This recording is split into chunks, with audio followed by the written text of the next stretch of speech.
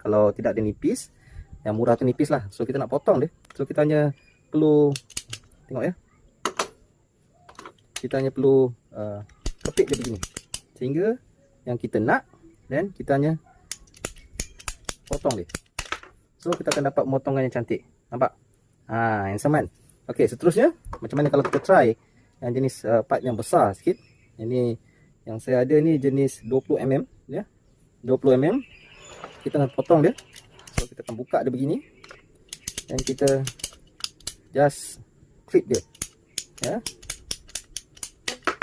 Okey, nampak? Amat mudah, menyenangkan kerja piping kita. Dan seterusnya kita cuba pipe yang hitam ni yang dipanggil high pressure pipe. So kita cuba potong. Okey. Okey, nampak? Cantik pemotongan dia. Okey.